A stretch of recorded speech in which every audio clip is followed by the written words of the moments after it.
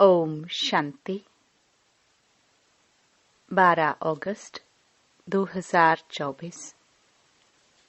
बाबा के महावाक्य।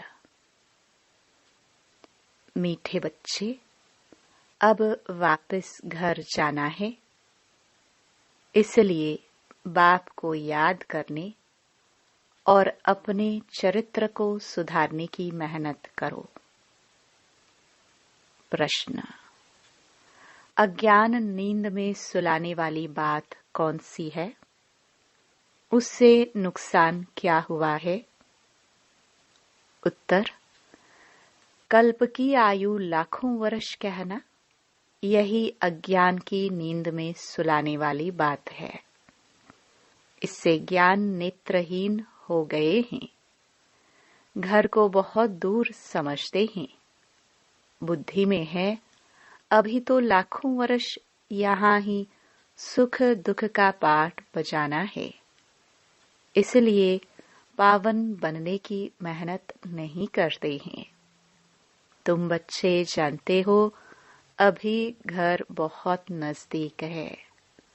अब हमें मेहनत करके कर्मातीत बनना है। ओम शांति। मीठे मीठे बच्चों को अब बाप ने घर याद दिलाया है। भल भक्ति मार्ग में भी घर को याद करते हैं, परंतु वहां जाना कब है, कैसे जाना है, वह कुछ भी नहीं जानते। कल्प की आयु लाखों वर्ष कह देने कारण घर भी भूल गया है। समझते हैं लाखों वर्ष यहाँ ही पाठ बजाते हैं, तो घर भूल जाता है। अभी बाप याद दिलाते हैं, बच्चे घर तो बहुत नजदीक है, अब चलेंगे अपने घर। मैं तो तुम बच्चों के बुलावे पर आया हूँ, चलेंगे। कितनी सहज बात है। भक्ति मार्ग में तो पता भी नहीं पड़ता कि कब मुक्ति धाम में जाएंगे। मुक्ति को ही घर कहाँ जाता है। लाखों वर्ष कह देने के कारण सब भूल जाते हैं। बाप को भी तो घर को भी भूल जाते हैं।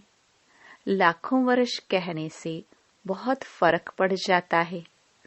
अज्ञान नींद में जैसे सो जाते हैं, किसको भी समझ में नहीं आता। भक्ति मार्ग में घर कितना दूर बताते हैं। बाप कहते हैं वहां मुक्ति धाम में तो अभी जाना है। ऐसे थोड़े ही है तुम कोई लाखों वर्ष भक्ति करते हो। तुमको पता भी नहीं कि भक्ति कब से शुरू हुई है। लाखों वर्ष का हिसाब तो करने की दरकार ही नहीं। बाप को और घर को भूल जाते हैं। यह भी ड्रामा में नोंद है, परंतु नाहेक इतना दूर कर देते हैं। अब बाप कहते हैं, बच्चे घर तो बिल्कुल नजदीक है। अब मैं आया हूँ तुमको ले चलने। घर चलना है, परंतु पवित्र तो जरूर बनना है। गंगा स्नान आदि तो तुम करते आए हो, परंतु पवित्र बने नहीं हो। अगर पवित्र बनते तो घर चले जाते, परंतु घर का भी पता नहीं, तो पवित्रता का भी पता नहीं। आधा कल्प से भक्ति की है, तो भक्ति को छोड़ते ही नहीं। अब बाप कहते हैं भक्ति पूरी होती है। भक्ति में तो अपरंपार दुख रहता है। ऐसे नहीं कि तुम बच्चों ने लाखों वर्ष दुख देखा है। लाखों वर्ष की तो बात ही नहीं। सच्चा सच्चा दुख तो तुमने कलयुग में ही भोगा, जबकि जास्ती विकारों में गंदे बने हो। पहले जब रजों में थे तो कुछ समझ थी, अभी तो बिल्कुल बेसमझ हो गए हैं। अब बच्चों को कहते हैं सुखधाम चलना है तो पावन बनो। जन्म जन्मांतर के जो पाप सिर पर हैं उन्हें याद से उतारो। याद से बड़ी खुशी रहेगी। जो बाप तुमको आधा कल्प सुखधाम में ले जाते हैं, उनको याद करना है। बाप कहते हैं तुमको ऐसा लक्ष्मी नारायण जैसा बनना है, तो एक तो पवित्र बनो और चरित्र सुधारो। विकारों को कहा जाता है भूत। लोभ का भी भूत कम नहीं है। यह भूत बहुत अशुद्ध है, मनुष्य को एकदम गंदा बना देता है। लोभ भी बहुत पाप कराता है। 5 विकार बहुत कड़े भूत हैं। इन सबको छोड़ना है। लोभ को छोड़ना भी ऐसा मुश्किल है जैसे काम को छोड़ना मुश्किल है। मोह को छोड़ना भी इतना मुश्किल हो जाता जितना काम को छोड़ना। छोड़ते ही नहीं, सारी आयु बाप समझाते आए हैं, तो भी मोह की रग जुटी हुई रहती है। क्रोध भी मुश्किल छूटता है। कहते हैं बच्चों पर क्रोध आता है। नाम तो क्रोध का लेते हैं ना। कोई भी भूत न आए, उन पर विजयी पानी है। बाप कहते हैं जब तक मैं हूँ तब तक तुम पुरुषार्थ करते रहो। बाप कितना वर्ष रहेंगे? बाप इतने वर्षों से बैठ समझाते हैं, अच्छा ही टाइम देते हैं। सृष्टि चक्र को जानना तो बहुत सहज है। 7 दिन में सारा ज्ञान बुद्धि में आ जाता है। बाकी जन्म जन्मांतर के पाप कटने में देरी लगती है। यही मुश्किलात है। उसके लिए बाबा टाइम देते हैं। माया का ऑपोजिशन बहुत होता है, एकदम भुला देती है। यहाँ बैठते हैं तो सारा समय याद में थोड़े बैठते हैं, बहुत तरफ बुद्धि चली जाती है। इसलिए टाइम देना है। मेहनत कर कर्मातीत अवस्था को पाना है। पढ़ाई तो बहुत सहज है। सेंसिबल बच्चा हो तो 7 रोज में सारा ज्ञान समझ ले कि यह 84 का चक्र कैसे फिरता है। बाकी पवित्र बनने में है मेहनत। इस पर कितने हंगामे होते हैं। समझते हैं बात तो राइट है। हम ग्लानि करते थे कि ये ब्रह्मा कुमारियां भाई बहन बनाती हैं, परंतु बात तो बरोबर राइट है। जब तक हम प्रजापिता ब्रह्मा के बच्चे नहीं बने हैं, तब तक पवित्र कैसे रह सकेंगे? क्रिमिनल आई से सिविल आई कैसे बना सकती हैं? यह युक्ति बड़ी अच्छी है। हम ब्रह्मा कुमार कुमारियां हैं तो भाई बहन हो गए। इसमें बड़ी मदद मिलती है। सिविलाई बनाने में ब्रह्मा का कर्तव्य भी है ना। ब्रह्मा द्वारा देवी देवता धर्म की स्थापना अथवा मनुष्य को देवता बनाना। बाप आते ही हैं पुरुषोत्तम संगम युग पर, तो समझाने की कितनी मेहनत करनी पड़ती है। बाप का परिचय देने लिए ही सेंटर्स खोले जाते हैं। बेहद के बाप से बेहद का वर्षा लेना है। भगवान तो है निराकार। श्री कृष्ण तो देहधारी है। उनको भगवान कह नहीं सकते।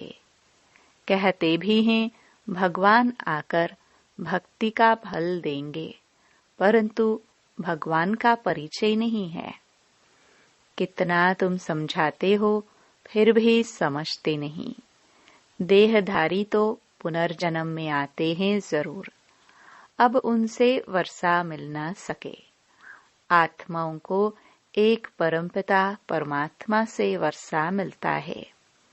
मनुष्य को जीवन मुक्ति दे न सके। यह वर्षा पाने के लिए तुम बच्चे पुरुषार्थ कर रहे हो। उस बाप को पाने लिए तुम कितना भटकते थे। पहले तो सिर्फ शिव की पूजा करते थे और कोई तरफ जाते नहीं थे। यह थी अव्यभिचारी भक्ति। औरों के मंदिर आदि इतने नहीं थे। अभी तो ढेर चित्र हैं, मंदिर आदि बनाते हैं। भक्ति मार्ग में तुमको कितनी मेहनत करनी पड़ती है। तुम जानते हो, शास्त्रों में कोई गति सद्गति का रास्ता नहीं है। वह तो एक बाप ही बताते हैं। भक्ति मार्ग में कितने मंदिर बनाते रहते हैं। वास्तव में मंदिर सिर्फ होते हैं देवी देवताओं के, और कोई मनुष्य का मंदिर बनता नहीं, क्योंकि मनुष्य तो हैं पतित। पतित मनुष्य पावन देवताओं की पूजा करते हैं। भल है वह भी मनुष्य, परंतु उनमें दैवी गुण है। जिनमें दैवी गुण नहीं है, वह उनकी पूजा करते हैं। तुम खुद ही पूज्य थे, फिर पुजारी बने हो। मनुष्य की भक्ति करना, यह 5 तत्वों की भक्ति करना है। शरीर तो 5 तत्वों का बना हुआ है। अब बच्चों को मुक्ति धाम में चलना है, जिसके लिए इतनी भक्ति की है। अब अपने साथ ले चलता हूँ। तुम सतयुग में चले जाएंगे।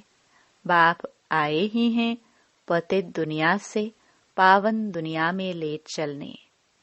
पावन दुनिया में है ही 2, मुक्ति और जीवन मुक्ति। बाप कहते हैं, मीठे मीठे बच्चों, मैं कल्प कल्प संगम युग पर आता हूँ। तुम भक्ति मार्ग में कितने दुख उठाते हो।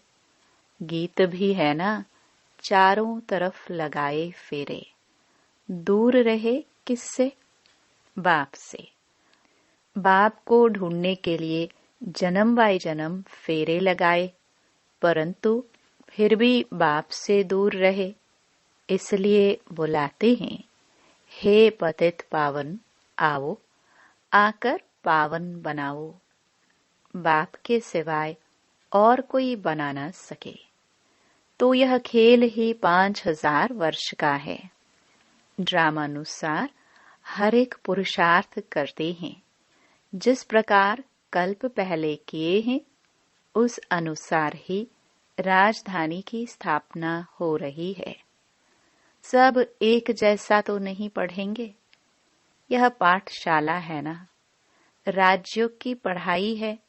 जो देवी देवता धर्म के होंगे, वह निकल आएंगे। मूल वतन में भी जो संख्या है, वह एक्यूरेट होगी, कम जास्ती नहीं। नाटक में एक्टर्स का अंदाज बिल्कुल पूरा है, परंतु समझ नहीं सकते। जितने भी हैं उतने एक्यूरेट हैं, फिर भी वह आकर पाठ बजाएंगे। फिर तुम आते हो नई दुनिया में, बाकी सब वहां चले जाएंगे। अभी कोई गिनती करे तो कर सकते हैं। अभी बाप तुमको बहुत गुह्य गुह्य पॉइंट्स बताते हैं। शुरू की और अभी की समझाने में कितना फर्क है। पढ़ाई में टाइम लगता है। फट से कोई ICS नहीं बन जाएंगे। नंबरवार पढ़ाई होती है। बाप कितना सहज कर समझाते हैं, जो मनुष्यों की बुद्धि में सहज बैठ सके। दिन प्रतिदिन नई नई पॉइंट्स समझाते रहते हैं। अब बाप कहते हैं, मुझ पतित पावन बाप को बुलाया है। मैं आया हूँ तो तुम पावन बनो ना। अपने को आत्मा समझ मामेकम याद करो तो तुम सतो प्रधान बन जाएंगे। फिर यहाँ आना पड़ेगा पाठ बचाने। बाप कहते हैं, आत्मा पतित बनी है, इसलिए पतित पावन बाप को याद करते हैं पावन बनने के लिए। कितना वंडर है, इतनी छोटी सी आत्मा कितना पार्ट बजाती है। इसको कुदरत कहा जाता है। उनको देखा नहीं जाता है। कोई कहते हैं हम परमात्मा का साक्षात्कार करें। बाप कहते हैं इतनी छोटी बिंदी का तुम साक्षात्कार क्या करेंगे। मैं जानने लायक हूँ, बाकी देखना तो मुश्किल है। आत्मा को यह सब कर्मेंद्रियां मिली हुई है पाठ बजाने के लिए। कितना पाठ बजाती हैं, यह वंडर है। कभी भी आत्मा घिसती नहीं। यह है अविनाशी ड्रामा। यह अविनाशी बना बनाया है। कब बना यह पूछ नहीं सकते। इनको अनादि कहा जाता है। मनुष्यों से पूछो रावण को कब से जलाते आए हैं, शास्त्र कब से पढ़ते आए हो, तो कह देते हैं अनादि हैं, पता नहीं है, मुंझे हुए हैं ना। बाप बैठ समझाते हैं, हूबहू जैसे बच्चों को पढ़ाते हैं। तुम जानते हो हम बिल्कुल बेसमझ थे, फिर बेहद की समझ आ गई है। वह होती है हद की पढ़ाई, यह है बेहद की। आधा कल्प है दिन, आधा कल्प है रात। 21 जन्म तुम रिंचक भी दुख नहीं पा सकते। कहते हैं ना, शल तुम्हारा बाल भी बांका न हो, कोई दुख दे ना सके। नाम ही है सुखधाम। यहाँ तो सुख है नहीं, मूल बात है पवित्रता की। कैरेक्टर्स अच्छे चाहिए ना। बच्चों को हर बात क्लियर समझाई जाती है। नुकसान और फायदा होता है ना। अभी तो बाप कहते हैं फायदे की बात ही छूटी। अभी तो नुकसान ही नुकसान होने का है। विनाश का समय आ रहा है। उस समय देखना क्या क्या होता है। बरसात नहीं होती है तो अनाज की कितनी महंगाई हो जाती है। भल कितना भी कहते हैं 3 वर्ष के बाद बहुत अनाज होगा, फिर भी अनाज बाहर से मंगाते रहते हैं। ऐसा समय आएगा जो एक दाना भी मिल नहीं सकेगा। इतनी आपदाएं आनी हैं। इनको ईश्वरीय आपदाएं कहते हैं। बरसात नहीं पड़ी तो अकाल जरूर पड़ेगा। अभी तत्व आदि बिगड़ने वाले हैं। बहुत जगह तो बरसात नुकसान कर देती है। तुम बच्चे जानते हो, बाप आदि सनातन देवी देवता धर्म की स्थापना कर रहे हैं। तुम्हारी एम ऑब्जेक्ट है यह। फिर से तुमको नर से नारायण बनाते हैं। यह बेहद का पाठ बेहद का बाप ही पढ़ाते हैं। जो जैसा पढ़ेगा ऐसा पद पाएगा। बाप तो पुरुषार्थ कराते हैं। पुरुषार्थ कम करेंगे तो पद भी कम पाएंगे। टीचर भी स्टूडेंट को समझाएंगे ना। दूसरे को जब आप समान बनाते हैं तब मालूम पड़ता है यह अच्छी रीति पढ़ते और पढ़ाते हैं। मूल है ही याद की यात्रा। सिर पर पापों का बोझा बहुत है। मुझे याद करो तो पाप भस्म हो। यह है रूहानी यात्रा। छोटे बच्चे को भी सिखलाओ कि शिव बाबा को याद करो। उनका भी हक है। यह नहीं समझेंगे कि अपने को आत्मा समझ बाप को याद करना है। नहीं, सिर्फ शिव बाबा को याद करेंगे। मेहनत करने से उनका भी कल्याण हो सकता है। अच्छा, मीठे मीठे सिखिलदे बच्चों प्रति माता पिता बाप दादा का याद प्यार और गुड मॉर्निंग। रूहानी बाप की रूहानी बच्चों को नमस्ते। धारणा के लिए मुख्य सार। पहला, नर से नारायण पद प्राप्त करने के लिए बेहद के बाप से बेहद का पाठ पढ़कर दूसरों को पढ़ाना है। आप समान बनाने की सेवा करनी है। दूसरा, लोभ मोह की जो रगे हैं उनको निकालने की मेहनत करनी है। अपने चरित्र को ऐसा सुधारना है जो कोई भूत अंदर प्रवेश होने न पाए। वरदान। भगवान और भाग्य की स्मृति से औरों का भी भाग्य बनाने वाले खुशनुमाह खुश नसीब भव।